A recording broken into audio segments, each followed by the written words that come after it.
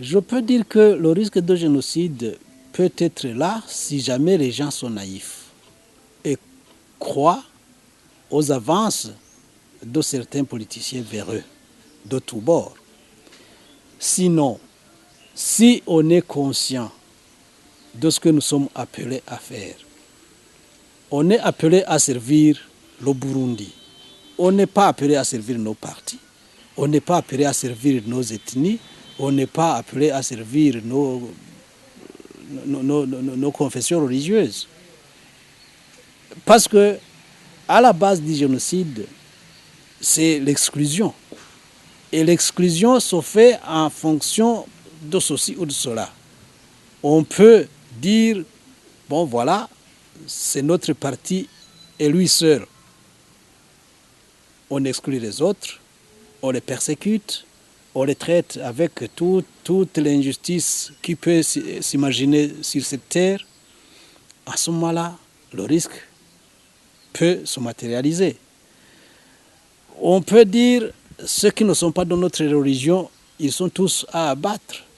Si jamais on y croit naïvement et qu'on soutient telle attitude, eh bien, le risque est grand. Ou on peut dire, c'est notre ethnie et rien que notre ethnie. Le reste n'ont pas de place dans cette nation. À ce moment-là, le génocide peut être là. Mais tout ce que je peux dire, c'est que l'histoire doit nous enseigner. On a vécu des moments tragiques parce qu'il y a eu des gens qui ont mal gouverné, qui ont cherché à promouvoir une petite minorité de gens, une poignée, et qui ont trompé les autres comme quoi ils étaient en train de défendre ceci ou cela.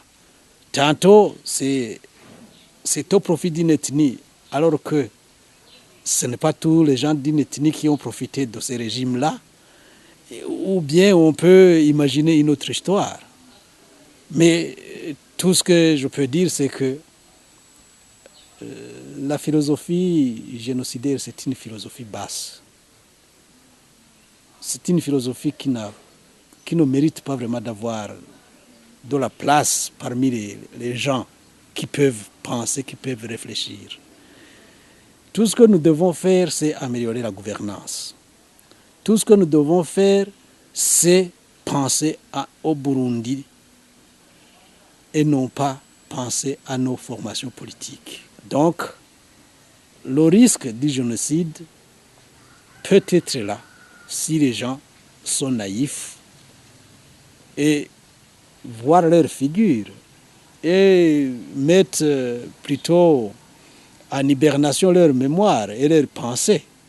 Sinon, si les gens ont un esprit éveillé et peuvent analyser l'évolution de la société telle qu'elle a été, je ne vois pas qui des Hutus, qui des Tutsis accepterait aussi facilement d'être embarqués dans cette aventure malheureuse qui n'aboutit même pas de génocide.